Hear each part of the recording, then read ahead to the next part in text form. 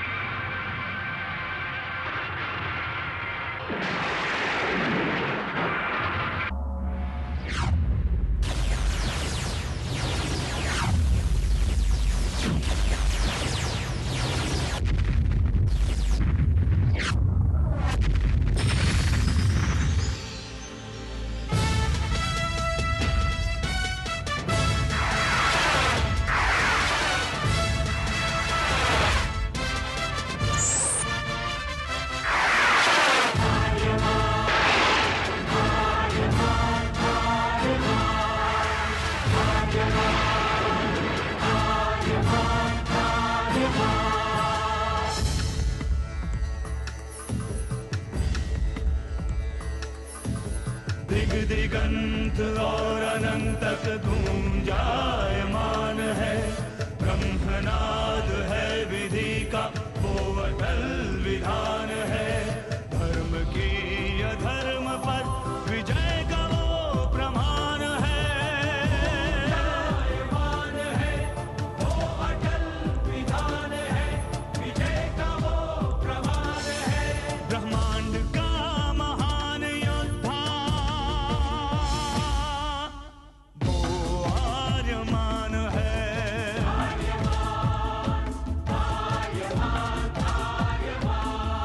ब्रह्मांड का महान योद्धा वो आर्यमान है। आर्यमान है।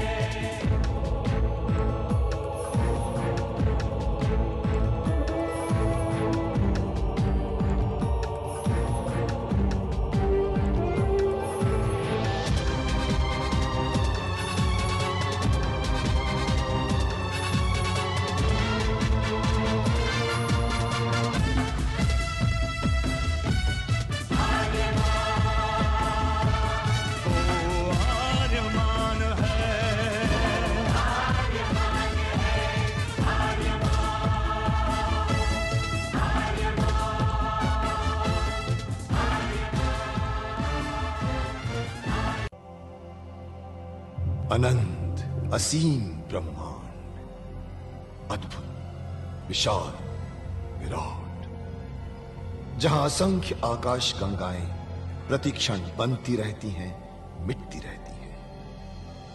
हर आकाश गंगा में होते हैं अनगिनत तारे, अनेकों सूरज, और सूरज के साथ होता है अपना सौर मंडल, जिसमें रहते हैं अनेकों ग्रह। न जाने कितने सूरज चमके और बुझ गए, न जाने कितने तारे चमके और खो गए, न जाने कितने ग्रह, कितनी पृथ्वियां, कितनी सभ्यताएं बनी, बढ़ी और खो गई समय की इस अनंत धारा में। इन्हीं अनजानी परंतु अमर गाथाओं में से एक है महागाथा ब्रह्मांड के योद्धा आर्यमान की। बहुत समय पहले पृथ्वी से लाखों प्रकाश वर्ष दूर आर्याना आकाश गंगा में एक ग्रह था, थार।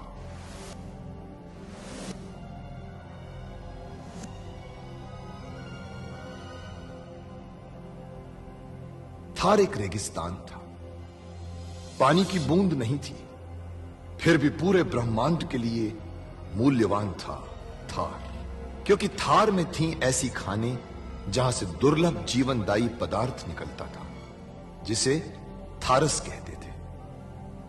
यह किसी भी ग्रह की जहरीली से जहरीली हवा को भी रासायनिक प्रक्रिया से प्राणवायु बना देता था, जीने के लायक बना देता था।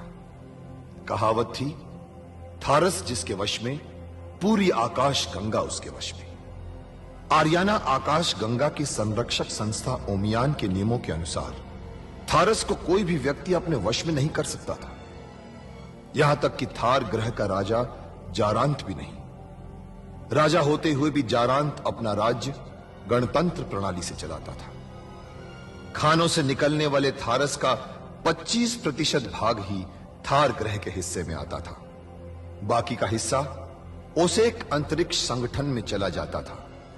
ओसेक आरियाना आकाश गंगा के व्यापारियों का संगठन था और जिसका संचालन अंतरिक्ष में बनाए गए एक कृत्रिम ग्रह ओसेक से होता था। मगर ओसेक संगठन में कई व्यापारी ऐसे भी थे जो अति महत्वाकांक्षी थे, जो पूरे ब्रह्मांड में अपना आधिपत्य स्थापित करना चाहते थे। परंतु जब तक ओमियान था तब तक कोई कुछ नहीं कर सकता था। ओमियान अंतरिक्ष के लोगों की संरक्षक संस्था थी, जो अंतरिक्ष के निवासियों के हितों का पूरा ध्यान रखती थी और अपनी शांति सेना के द्वारा संपूर्ण ब्रह्मांड में शांति और व्यवस्था बनाए रखती थी। इसी ओमियान संस्था का अध्यक्ष था महान होशिंग। होशिंग जिस ग्रह पर रहता था उस ग्रह का नाम था कुरुक्षेत्र, जहां आज छिड़ी हुई है एक महाजंग।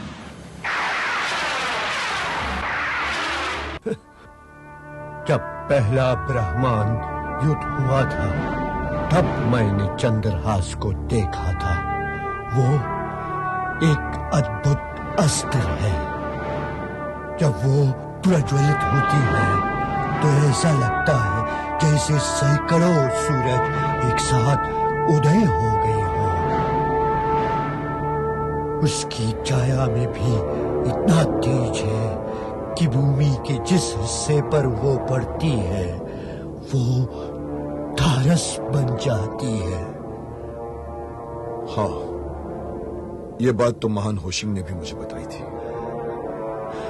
इसीलिए तुम्हें सावधान रहना चाहिए और यहां से ईशान दिशा की ओर उड़ना है तुम्हें। लेकिन चंद्रहास तक मैं कैसे पहुंचूंगा? महान होशिंग ने तुमसे क्या कहा था? गुरु होशिंग ने मुझसे कहा था कि हमारे हृदय में दिशा निर्देश अपने आप आते जाएंगे। इसका मतलब है कि चंद्रहास तुम्हें अपनी ओर खींच रहा होगा। देखना, स्वयं तू उसके तरफ खींचते चले जाओगे,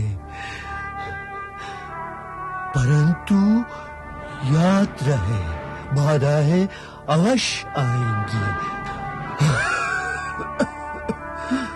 और हर बाधा तुम्हारी मंजिल की एक सीढ़ी होगी। जाओ जाओ, हरिमान सफल होकर आओ। जाओ। जी गुरुदेव, प्रणाम। सत्य का कवच तेरे साथ।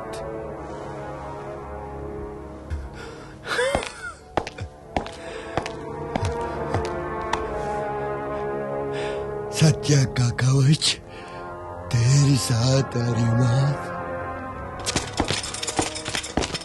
आर्यमान, अब हम अपने चंद्रहास की यात्रा पर जाएंगे ना?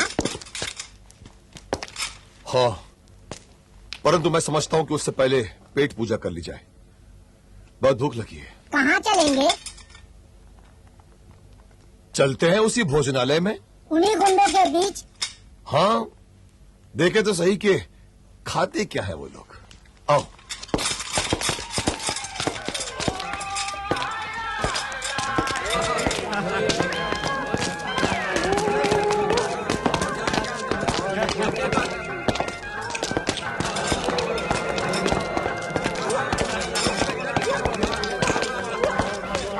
आजा तुम।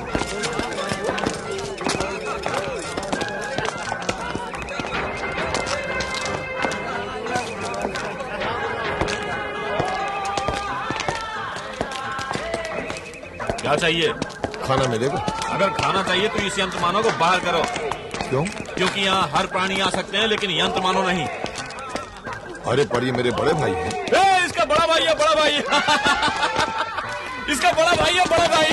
बड़े भाई। कहीं ये खुद तो यंत्र मानव नहीं है, परंतु ये लगता तो नहीं है यंत्र मानव। अरे क्या पता किसी वैज्ञानिक ने अच्छे किस्म का यंत्र मानव बनाया हो। जरा छू के देख ले भाई।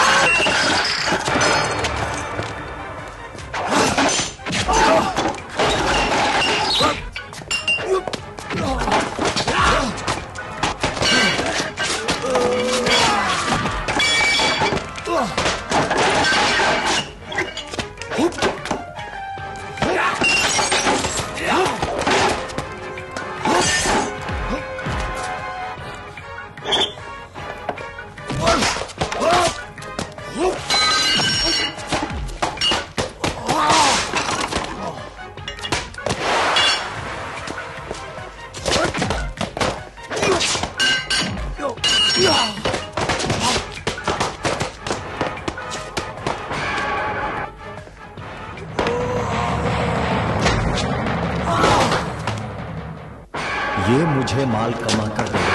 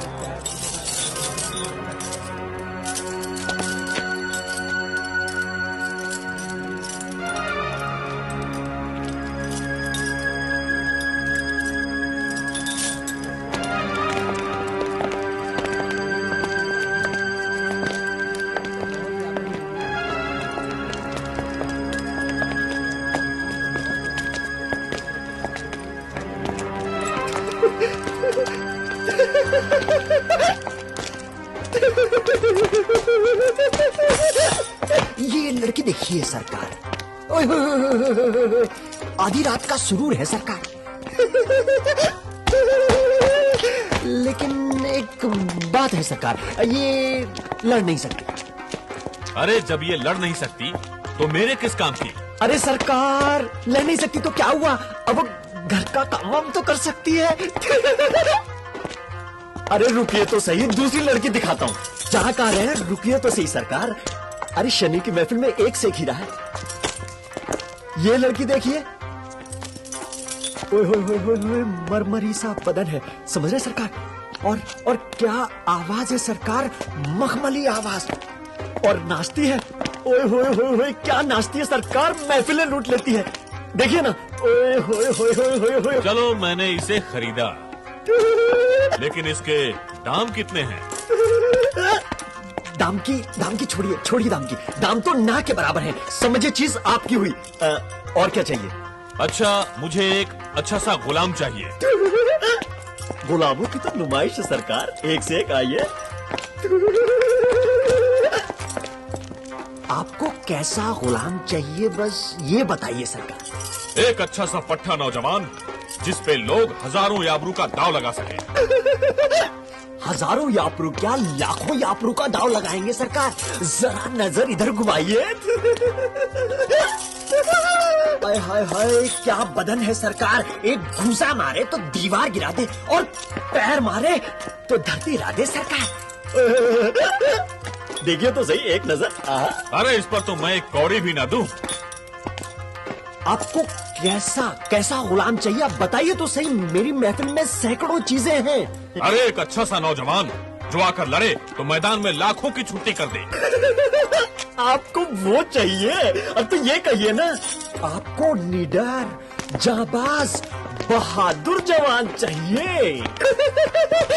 ये देखिए सरकार, हमारा नया गुलाम देखिए सरकार। इसकी आंखें देखिए, खंजर की तरह पैनी, जो लगे तो कलेजा निकाल ले। सरकार, ताकत की बेमिसाल जीती जागती तस्वीर है सरकार। मेरे खजाने का सबसे नायाब मोती, मेरे पास इससे बढ़ के दूसरी चीज ही नहीं है सरकार। देखिए,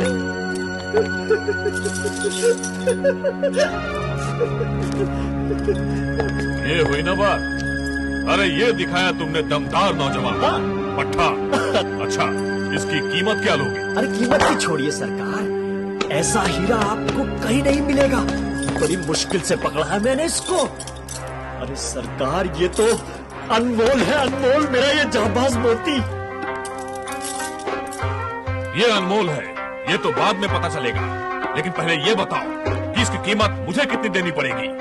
अरे कीमत की क्या बात करते हैं आप? हमारे पुराने ग्राहक हैं, अब आपसे ज्यादा थोड़ी लेंगे। आप ऐसा करना है 1 लाख याप्रू दे देना। 1 लाख याप्रू? ये तो बहुत ज्यादा है। सरकार, आपको इस जाबाज और जिंदा सिपाही के 1 लाख याप्रू ज्यादा लग रहा है।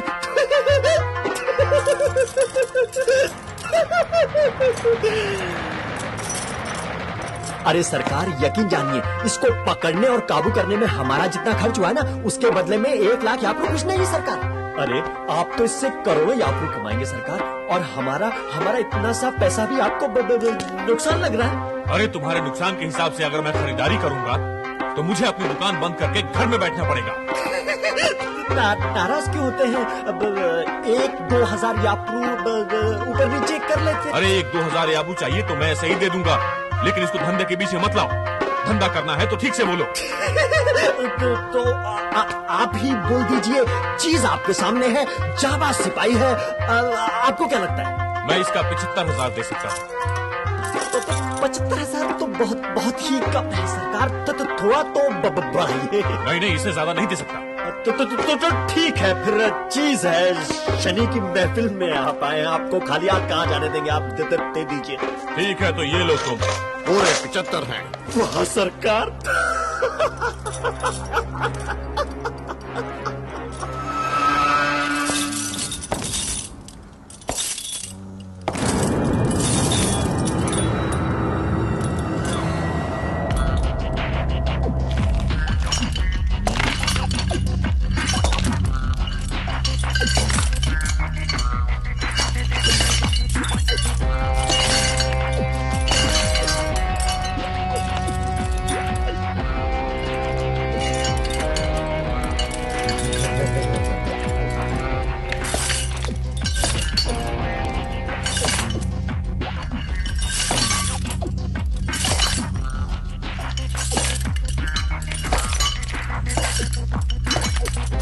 इन लोगों के फंदे में कैसे फंस गया?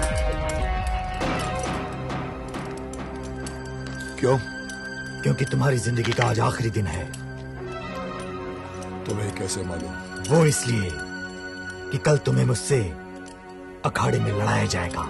क्यों? क्योंकि यहाँ 2 गुलामों की जिंदगी पर जुआ खेला जाता है, और हार जीत का फैसला एक गुलाम की मौत से होता है। किसी और तरीके से फैसला नहीं हो सकता। मैं किसी से झगड़ा नहीं करना चाहता। तुम्हारे चाहने या ना चाहने से कुछ नहीं होता। यहाँ का उसूल है, मारो या मरो, इसलिए एक गुलाम को मरना ही पड़ता है। जो भी हो, मैं तुम पर हथियार नहीं उठाऊंगा, क्योंकि मेरी तुमसे कोई दुश्मनी नहीं। डर गया? नहीं, मैं खामखा खून खराबा पसंद नहीं करता। मैं अखाड़े में उतरूंगा ही नहीं। तुम जबरदस्ती उतार दिए जाओगे। तुम्हें मुकाबला करना ही पड़ेगा, वरना मार दिए जाओगे।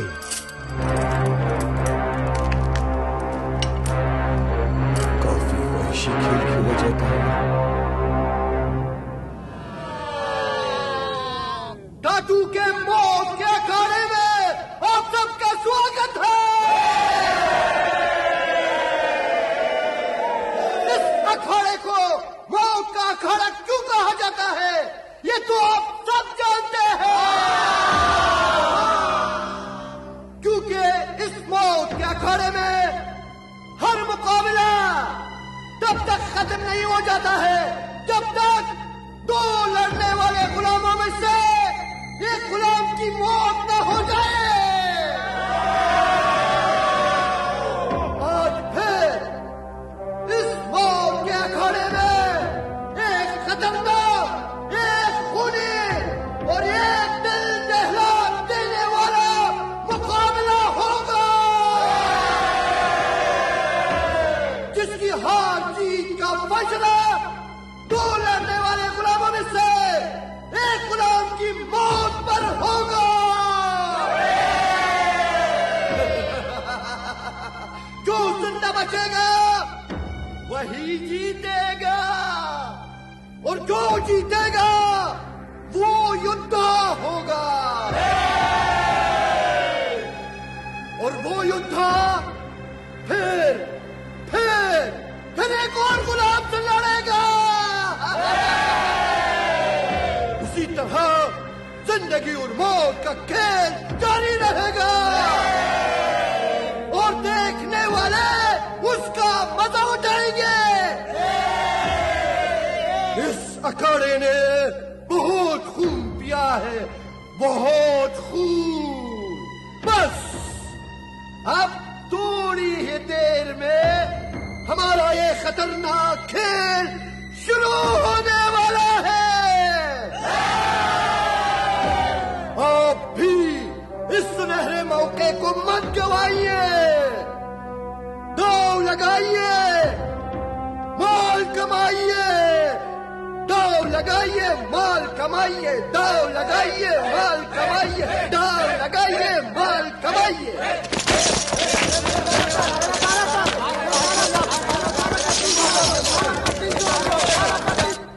गाइए गाइए, दांव लगाइए।